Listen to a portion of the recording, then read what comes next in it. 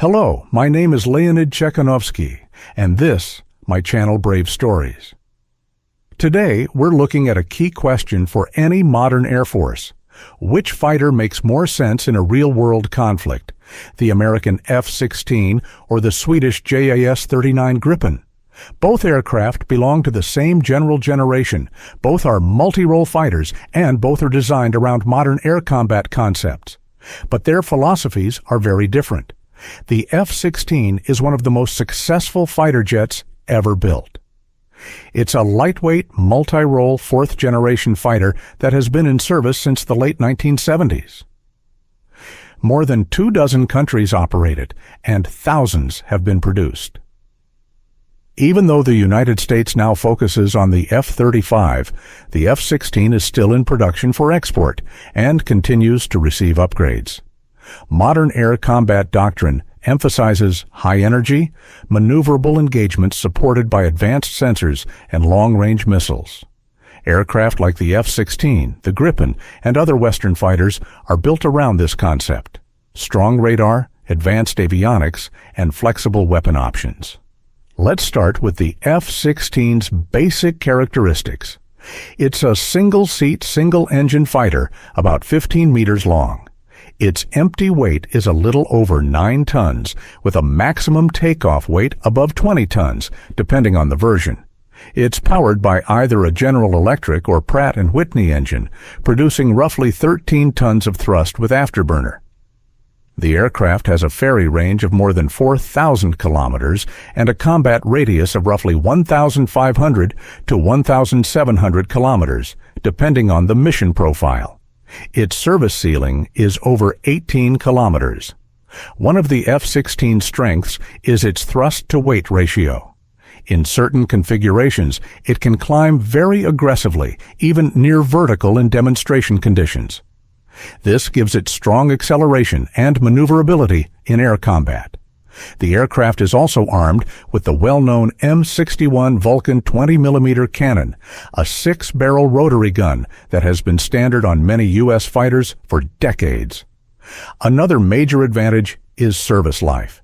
The airframe is rated for around 8,000 to 9,000 flight hours, depending on the variant and upgrades.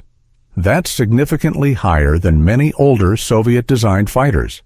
But perhaps the biggest strength of the F-16 is its avionics. Over the years, it has gone through multiple upgrade programs: Block 40, Block 50, Block 60, and now the latest Block 70/72. These upgrades bring modern radar systems, improved electronic warfare, advanced data links, and compatibility with a wide range of NATO weapons. This constant modernization means the F-16 remains relevant even decades after its first flight. However, the F-16 also has some limitations. Its air intake is located under the fuselage, which makes it more sensitive to debris on poorly maintained runways. It also requires relatively well-prepared air bases and more time for servicing compared to some newer designs optimized for dispersed operations. Now let's look at the Swedish JAS 39 Gripen. Like the F-16, the Gripen is a fourth-generation multirole fighter. It entered service in the late 1980s and has been continuously improved. It's smaller and lighter than the F-16. The Gripen is about 14 meters long, with an empty weight of roughly 7 tons. It can carry more than 5 tons of weapons and reach speeds above Mach 2. Its service ceiling is around 15 kilometers. In terms of avionics, the latest Gripen versions are very comparable to the newest F-16 variants. Both aircraft use modern radar systems, advanced electronic warfare suites, and digital cockpit designs. But where the Gripen really stands out is in its operational philosophy. Sweden built the Gripen around the concept of national survival in a high-intensity conflict.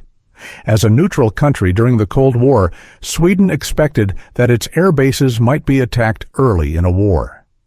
So it designed its fighters to operate from dispersed locations, highway strips, short runways, and improvised bases.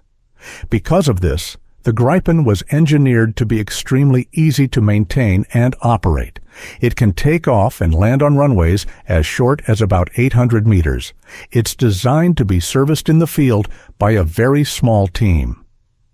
In Swedish doctrine, one trained technician and a small group of conscripts could refuel, rearm, and prepare the aircraft for another mission in around 10 to 20 minutes. Even engine replacement was designed to be done in under an hour under field conditions.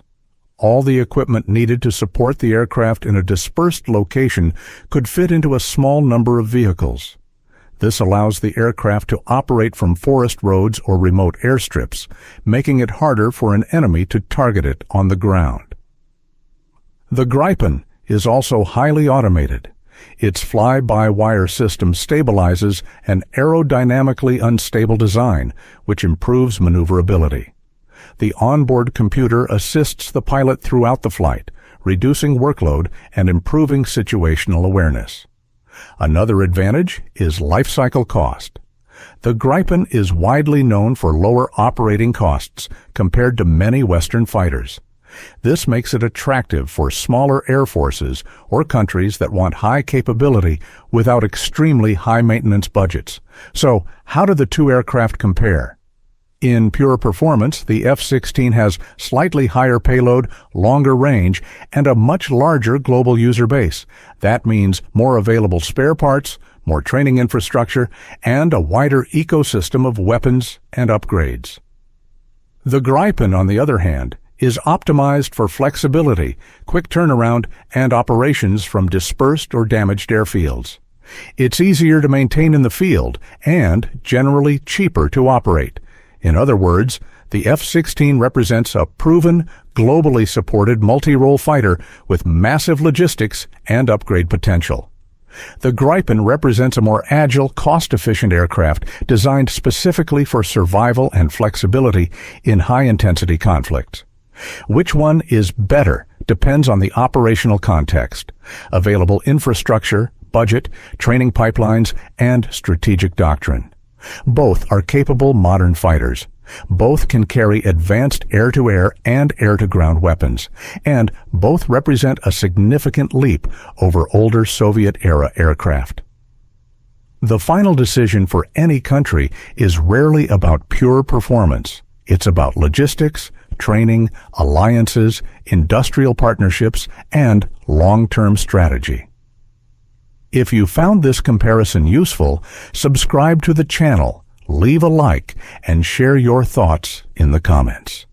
I'd be interested to hear which aircraft you think makes more sense and why.